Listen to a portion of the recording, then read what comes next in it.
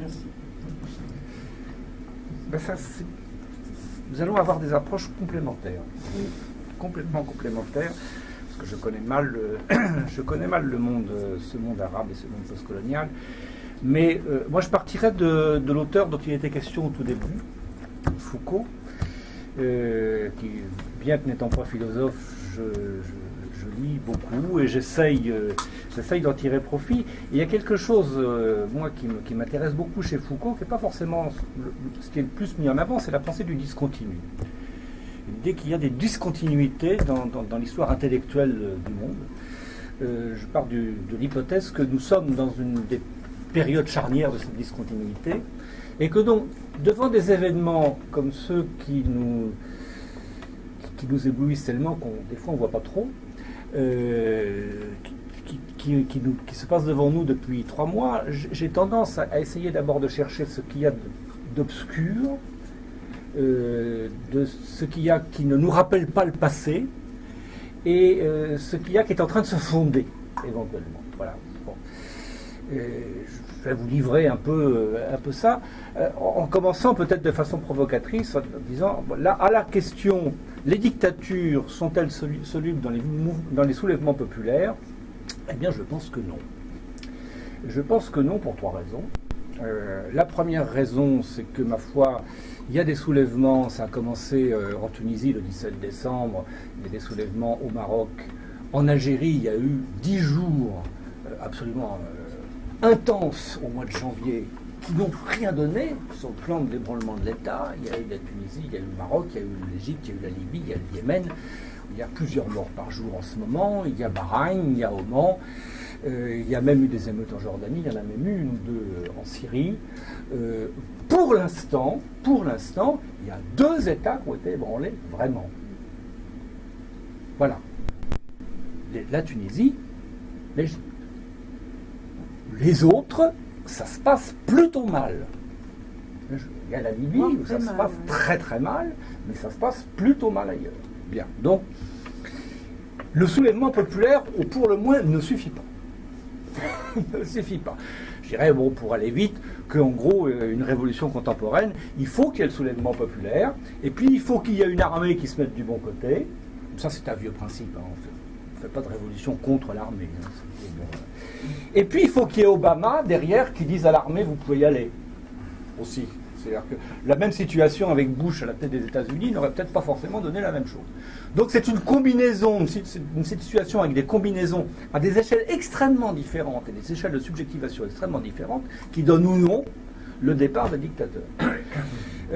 Deuxième raison, la deuxième raison, c'est que je ne suis pas sûr que ça soit, y compris en Tunisie et en Égypte, ça soit terminé.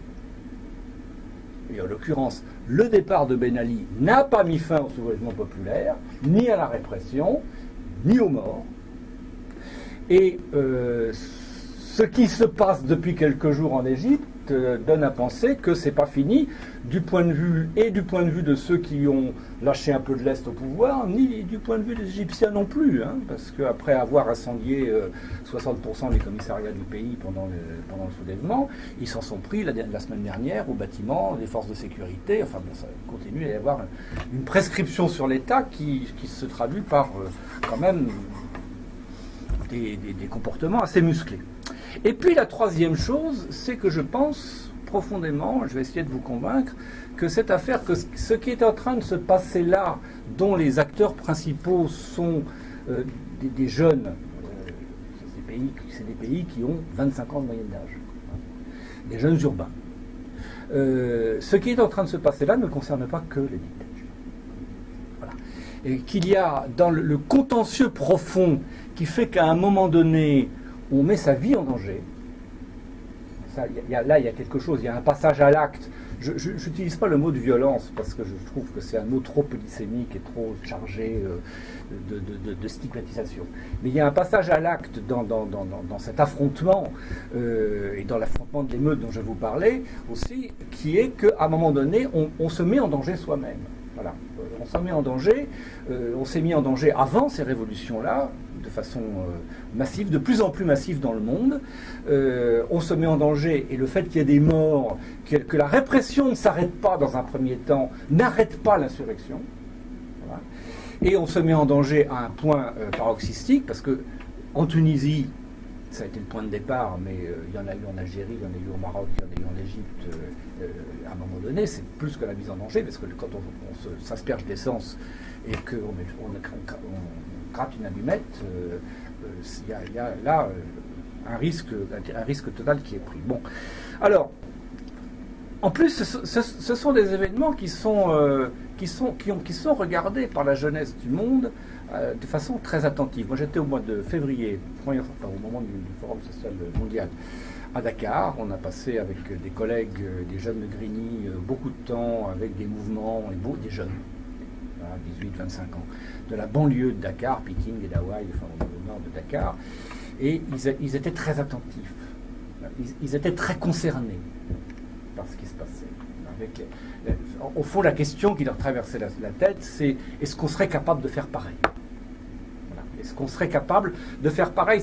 Faire pareil, c'est faire trois choses. C'est se mettre en danger, c'est autour de cette mise en danger provoquer un consensus national, parce qu'il faut qu'il y ait un rassemblement, et ensuite faire bouger l'État. Donc, pourquoi j'ai cette lecture-là? C'est parce que il se trouve que ça fait quand même quelques années maintenant que j'observe dans le monde entier, et tous les matins, ces mises en danger collectives, qu'on appelle des émeutes en français, riot en anglais, et puis il y a des mots, ça se décline dans toutes les langues du monde, et ces phénomènes sont des phénomènes récurrents et de plus en plus nombreux. Mes statistiques valent ce qu'elles valent. Ce sont les statistiques qui sont basées sur une observation d'Internet dans un certain nombre de langues. Je passe les détails tous les matins, mais en gros, en 2008, j'étais aux alentours de 300 événements sur l'année. En 2009, 546. En 2010, 1238. Et que depuis le 1er janvier, j'ai fait mes comptes, là, j'en suis à plus de 400. Nous sommes que le 15 mars. Donc, avec les mêmes moyens d'observation. Bon, peut-être au début, je me suis un peu amélioré, mais enfin bon, avec les mêmes moyens d'observation, on a une montée en puissance qui fait que pour moi, ce qui se passe là, de façon très localisée et ancrée dans des situations nationales culturelles et historiques dont vous avez brossé les grandes lignes, on a quelque chose il fallait bien que ça se passe quelque part, au fond. C'était pas possible que ça continue de façon dispersée et de façon systématiquement perdante. Au fond, là, on a un phénomène émeutier qui, pour la première fois depuis 3 ans, gagne. Gagne au sens où il rassemble autour de lui un consensus et une force populaire assez grande pour ne pas être isolé dans le discours et dans la répression sécuritaire. Voilà. Parce que ce qui se passe le 17 décembre à Sidi Bouzid, c'est-à-dire un jeune chômeur, diplômé, qui va mourir. Bon, il s'est immolé par le feu, mais il va mourir parce qu'il a été stigmatisé, persécuté par la police de Sidi Bouzid, qui lui a confisqué son seul moyen de vivre, c'est-à-dire son matériel, pour aller faire du commerce informel sur le marché de Sidi Bouzid. Ce type de situation-là est une situation récurrente. La mort d'un jeune dans laquelle des forces de l'ordre sont impliquées de près ou de loin, ou qu'on soupçonne d'être impliquées à la limite, même si c'est pas vrai, c'est même pas le problème, enfin la plupart du temps elles sont impliquées, c'est une situation récurrente de démarrage d'émeutes, partout dans le monde. Là pareil, quelques chiffres, en 2009 j'en ai compté 25 dans le monde, dont un certain nombre en France, parce qu'on connaît, on en a de grands exemples. 27 octobre 2005, Ziad Ebouna à Clichy-sous-Bois, comment il s'appelait, Mouchine El Arami en 2007 à Villiers-le-Bel. On en a des exemples ailleurs dans le monde. Le 6 décembre 2008, Alexis Grigopoulos, 3 semaines d'émeute en Grèce quand même, à partir de là. Il y a des morts qui font moins d'émeutes, mais Oscar Barth, 31 décembre, dans le métro de Oakland, Californie, il y a quand même eu une émeute à la sortie. Donc 20 ça monte, j'arrive à 25 en 2009, 42 en En 2010, j'ai compté Mohamed Bouazizi dans les 42, et ça continue. Et ça continue. Et les pays dont nous parlons n'ont pas été en dehors du mouvement, de ce mouvement de montée des émeutes. Alors, c'est pas mécanique en même temps.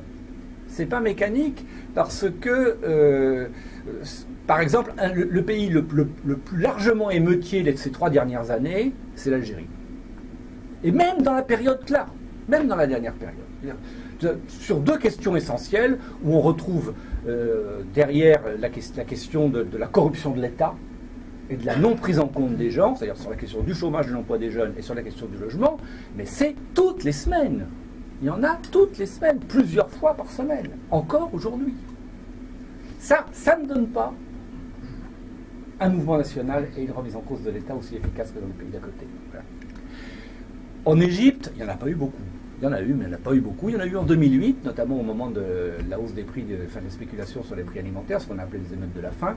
C'est d'ailleurs en référence à ces événements-là que s'est constitué le mouvement du 26 avril, qui a lancé le mouvement en Égypte.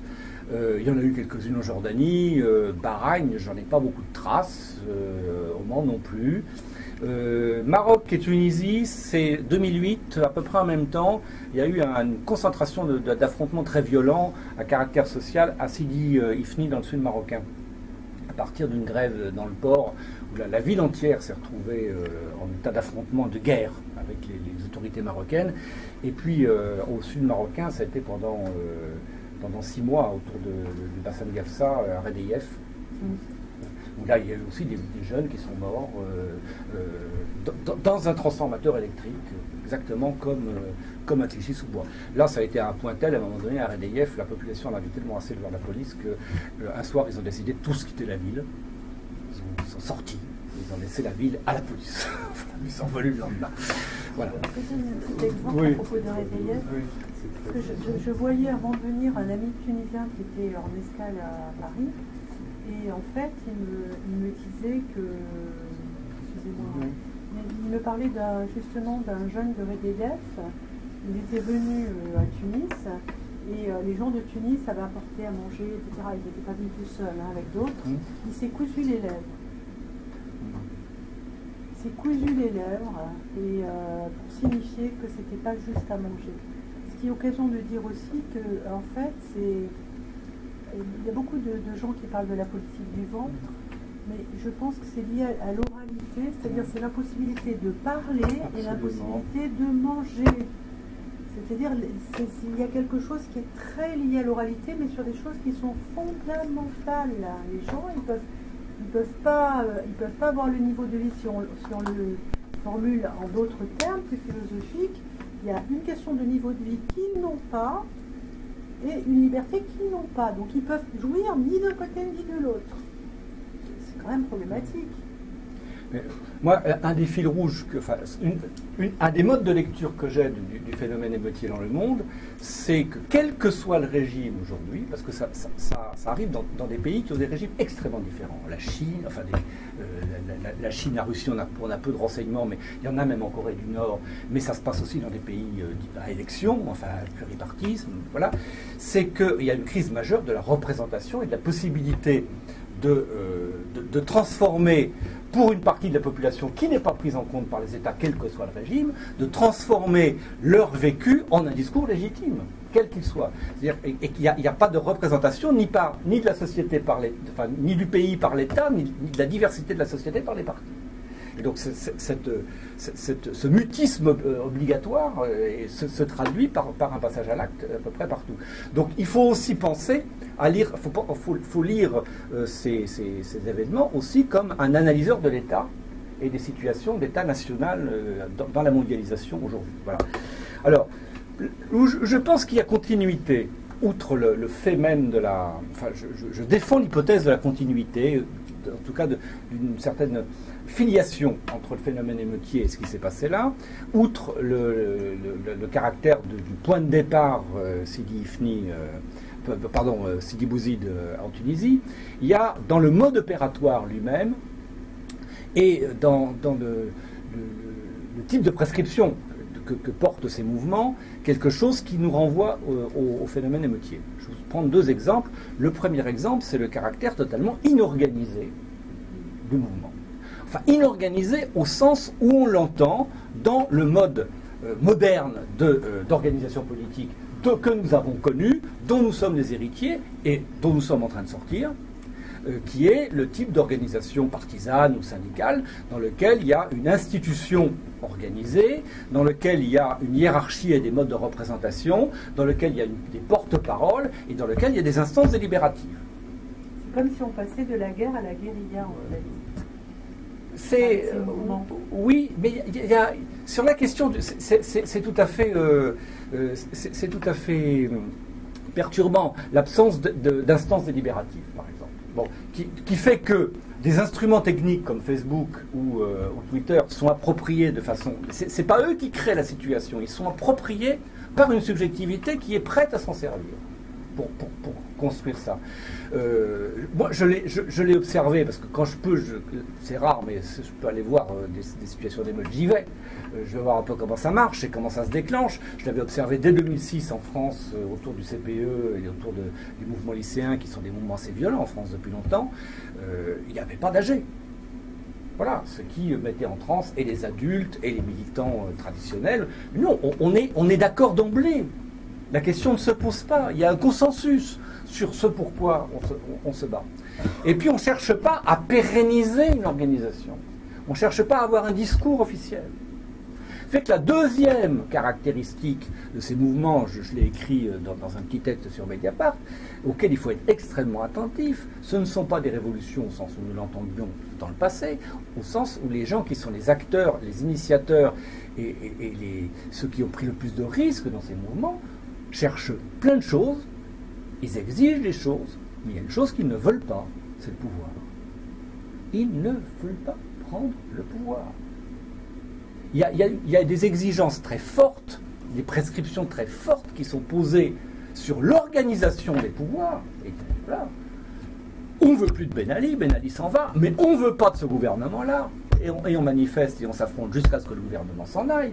Et on garde le Premier ministre, mais on ne veut pas de ce Premier ministre-là. Et au bout d'un certain temps, on finit par avoir la faute Granouchi.